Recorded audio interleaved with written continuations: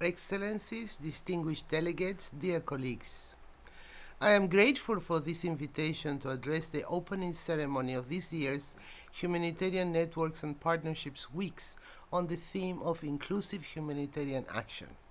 As you may know, the Children and Armed Conflict Mandate was established to protect children affected by armed conflict by monitoring, reporting, and advocating against 6 grave violations committed against children in armed conflict: recruitment and use, killing and maiming, rape, and other forms of sexual violence, abduction, attacks on schools and hospitals, and denial of humanitarian access to children.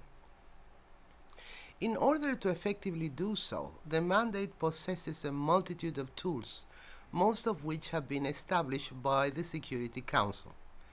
It established a monitoring and reporting mechanism on the 6 grave violations against children, the so-called MRM.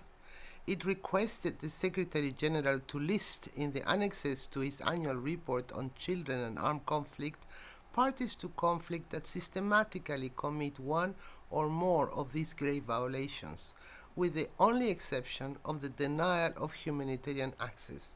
That is not a trigger for listing as of today. And it called upon listed parties to prepare action plans with the United Nations to end and prevent these grave violations. These and other tools have delivered results. Following United Nations dialogue with parties to conflict, over 200,000 children have been released from armed forces or groups since the year 2000, and over 40 action plans have been signed with those parties. These successes should, however, not let us forget the bleak reality. In 2023, the United Nations verified over 33,000 grave violations committed against children in armed conflict.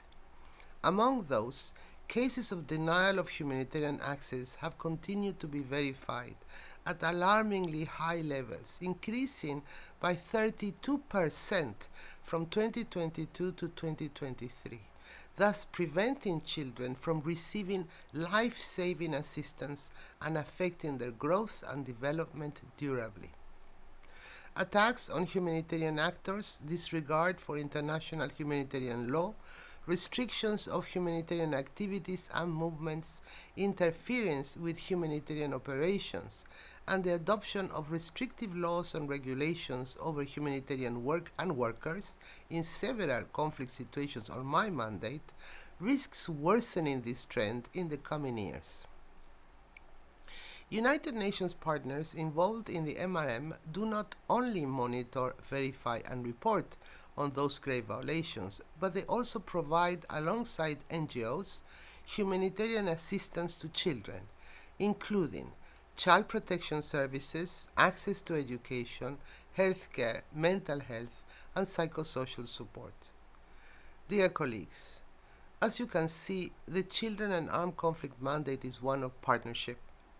But besides partnerships, my mandate also needs specific skill sets. Indeed, adequately addressing the specific protections laid down for children in the Geneva Conventions require the availability of corresponding child protection capacities in all entities involved, including humanitarian organizations. And I use this opportunity to call on those organizations as well as on donors to reinforce these capacities. Unimpeded, timely, and inclusive humanitarian assistance to children also calls for working across the humanitarian development peace nexus to provide reintegration services to children that are both sustainable and adapted to their specific needs and diverse experiences. Emergency relief should therefore be coupled with long-term support, including education and vocational training. In addition, children are best placed to speak about themselves, and they have views about how we can better protect them, realize their rights, and build sustainable peace.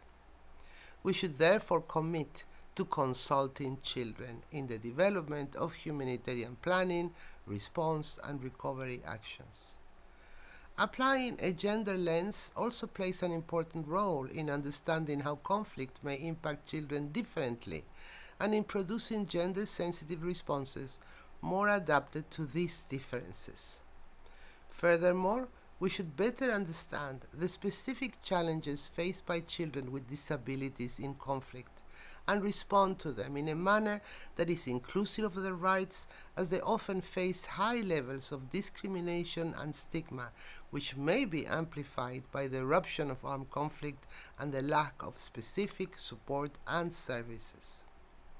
Consultations with persons with disabilities and the organizations that represent them, as well as the building of capacities of humanitarian workers on disability inclusion, would contribute to better address the specific requirements of children with disabilities. Finally, in order to protect children, we must ensure that we know who these children are and what they have experienced. More accurate data, including data disaggregated by age, sex, and disabilities, is therefore essential to offer a tailored and inclusive response. To strengthen data collection in the framework of the MRM, my office is developing, in collaboration with UNICEF, DPO, and DPPA, and in consultation with OCHA, a guidance note on the monitoring and reporting of the denial of humanitarian access to children. Dear colleagues, while tempting a one-size-fits-all model cannot be the guiding principle for humanitarian relief.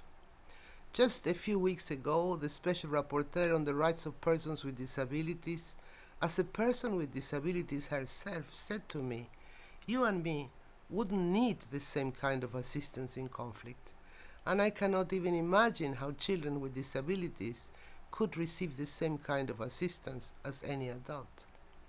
That summarizes it all. Humanitarian action must be survivor-centered, age-adapted, gender-sensitive, disability-inclusive, and build the necessary bridges with peace and development to effectively break the cycle of violence, mend the wounds of broken societies, and pave the way for sustainable peace.